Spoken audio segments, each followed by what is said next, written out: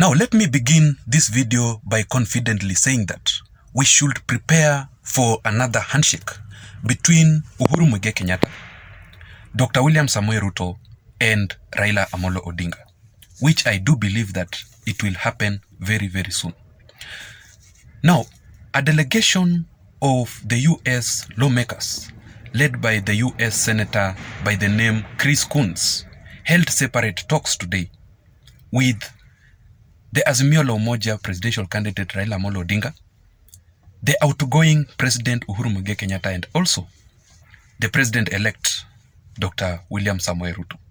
Now, in this video today, which I want it to be short and very much brief, I just want to give you a brief analysis concerning that meeting. What was the objective of that meeting? Because in my personal belief, in my personal view, I do believe that that meeting was significant politically speaking. And also, the UDM, which a party which has 8 MPs, 2 senators and 2 governors, were today received by William Samoei Ruto. So they have officially abandoned the Azimio la Umoja and they have officially joined Dr. William Samoei Ruto. Dr. William Samoei Ruto, each and every day, he is growing bigger and bigger. He is trying to prove wrong the Azimio la Umoja allies, led by Martha Karua, who were saying yesterday that they have a commanding numbers in the parliament. They are the majority.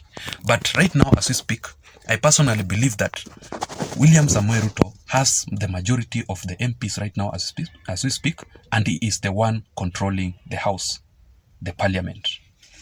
Before we go into deeper details of this video, if you're watching this video for the first time, kindly support me by subscribing to my YouTube channel. Please give this video a thumbs up so that YouTube can recommend my channel to reach out to other people and to my subscribers also. I'm not taking your support for granted. Thank you so much, guys. Actually, I'm right here because of you guys, and I'm not taking that for granted. Let us go directly into the objectives of this meeting led by the US delegates or the US lawmakers. First of all, the US senator by the name Coons held talks with Uhuru Kenyatta at State House. And according to that meeting, they have briefed us that the meeting that they held today talked about transition of power and they talked about peace. After that meeting, they headed directly to Karen, the office of the Deputy President and the President-elect, Dr. William Samoei Ruto, which they held talks in that meeting.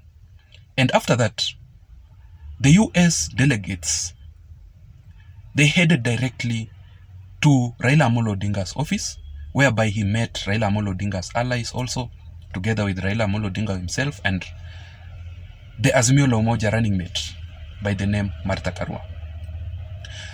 Now, what do you think that meeting was all about? According to them, first of all, the delegation of the US lawmakers, they commended Uhuru Kenyatta for the peaceful elections, which was held on just recently.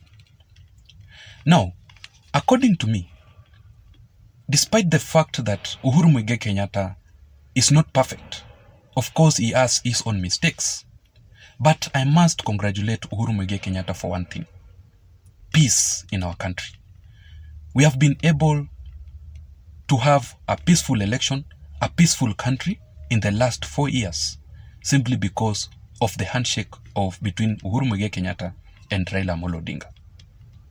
Even if Uhuru Kenyatta has his own challenges, and majority of the people are saying that Uhuru Kenyatta is lame and dark, but for me, I must commend Uhuru Kenyatta for the peaceful country, Kenya.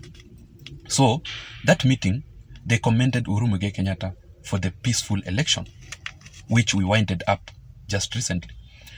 Second thing, they talked about the security of this country. And thirdly, they talked about the economy between the US and Kenya. We all know that the economy of this country, the majority of us here in Africa, majority of countries here in Africa, they depend so much with the economy between them and the US, Kenya being included. So they also held talks on the economy matters. And also, they met with Raila Odinga, and according to that meeting, they shared democratic values. Also, when they met Uhuru Kenyatta, they talked about the transition of power. Uhuru Kenyatta is willing to hand over power peacefully to Dr. William Samoei Ruto. And by the way, today, Uhuru Kenyatta also held talks with none other than the church leaders. They met him at the State House. The same church leaders, they met with William Samoei Ruto yesterday at his current office. Meaning, I believe personally that very soon we will witness a handshake between Uhuru Kenyatta and Dr. William Samoei Ruto. And majority of the people of Kenya Kwanza are complaining. They are saying that why is it that Uhuru Kenyatta alone has not congratulated Dr. William Samoei Ruto? For me, if you ask me that question, Uhuru Kenyatta has not congratulated William Samoei Ruto because of the following reasons. One, the matter of this election will still go to the courts. And Raila Odinga, together with his allies and together with his lawmakers, with his legal team, they are expected to take the case of the IEBC to the Supreme Court. So I believe that Uhuru Kenyatta may be expecting that maybe the High Court will overturn or overrule the decision by the IEBC, whereby it can rule that Raila Odinga has won, or we go to the repeat of the general election. But I personally believe that after this election thing, this election matter, we'll see Uhuru Kenyatta congratulating William Samoei Ruto, and I'm sure that he will hand over power peacefully to Dr. William Samoei Ruto. What do you think about this video? Let me hear your thoughts on the comment section below, and thank you so much guys for your support. I'm not taking your support for granted. See you tomorrow in another video guys. Thank you so much.